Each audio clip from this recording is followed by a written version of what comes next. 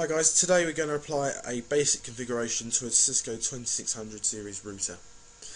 If you've got a 2600 router or similar, you're going to need to connect to it with a console cable, and you're also going to need a terminal emulation program. The best one, the one I'm using at the moment, is Putty. As you can see, it's just nice and quick and easy to use. If you're on Windows XP, you can use Hyperterminal, which comes pre-installed in Windows XP. Okay, so when you open your terminal emulation program up, you're going to need to specify some settings in order to connect to the router. The settings are speed rate, or known as baud rate, which is going to be 9600, data bits, which is 8, stop bits 1, parity none. Also flow control is off. Okay, so when you first log into the router, if the router's just come out of the box or hasn't got a configuration applied to it, you'll be greeted by a initial configuration dialog. Just select no, or if you'd rather go through it, it basically helps you through a basic configuration. But to understand what you're doing more, I would suggest doing it yourself without the help of the initial configuration helper. Okay, so where we are at now, here is the user mode, the basic level mode of Cisco. From here you can run, you can initiate a telnet connection to another Cisco device or host on a network. You can run pings, what else here, trace route, lock the terminal, things like that, just basic things. The next mode is enable mode. You can type enable to get to it, or you can just type en. You can do that with a lot of commands in Cisco. If you're new to Cisco, you can shorten it down, just as long as there isn't another command that begins with those two letters. For example, there was a command called enter. I wouldn't have been able to type those two letters to shorten down enable command, because it would have been ambiguous with the enter command, so I'd have to type ENA. Okay, so now the hash here denotes that we're in privileged exec mode. So from here we've got a lot more commands available to us.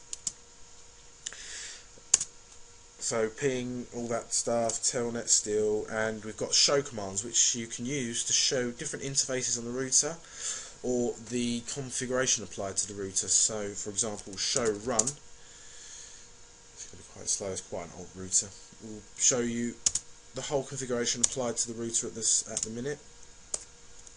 Sorry, fast Ethernet. So this is showing you all the the statistics of the interface. You can also view the hardware address, the MAC address here. You can see the status of the interface. So administratively down means that I, the administrator, haven't configured the interface to be online. Line protocol down means that no no link exists between this interface and another device's interface at the moment. So let's get rid of that. Now we've covered the exec mode, privileged exec mode, we're going to go to configuration mode. So type terminal. So this is where you actually configure the router from. So let's have a look at the commands available to us.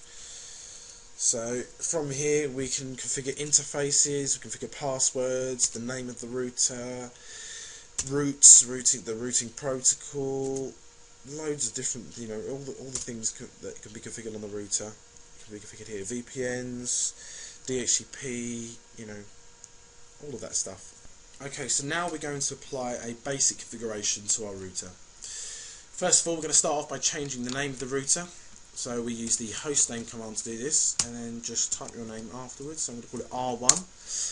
So as you can see, our prompt has changed from router to R1 now. It just becomes, if you've got multiple routers in the environment, it helps to name them just to keep track of them. Next, we're going to apply some basic security to our connection input methods to our router. So currently I am console into the router through the console port. We're going to configure the password on that. So start by typing line console 0 and enter the password command, and then just type your password. I'm just going to use password, how original, and that doesn't become active until you type the login command. Okay, and then exit out of that. Next, the telnet and SSH lines. So you configure this, the virtual lines, which is line VTY0. You can configure 0 through to 4, so 5 lines, but I only configure 1. And you can specify if you want the method of connection to be telnet or SSH. As a general rule, I use SSH all the time. So you can specify this by using transport input and then type SSH. So your method of input to the VTY lines will be SSH. You'll have to use a valid SSH client. And then we're going to use the password command as we did before, and password. And we're going to specify login again, and then exit out that. The next password to specify is the enable password, which protects the privilege exit mode with the password. So we are going to do enable. You can either choose an encrypted password or just a plain old password. So the encrypted password, you can use secret and then type your password, which is password, or you can use password, which is unencrypted, and then just type your password again. We do that. Okay, so now we've got some basic configuration attached to our router. Let's save the configuration so that when the router reboots or you turn it off and back on, it keeps the configuration. So I'm going to issue the write mem command. So that was just short for write memory, which basically means write to memory. What that's doing is copying the running configuration, which is all we've just done, into the startup configuration, as I've just explained. The startup configuration is stored in NVRAM, which is non-volatile RAM. That means that it doesn't lose information when it loses power.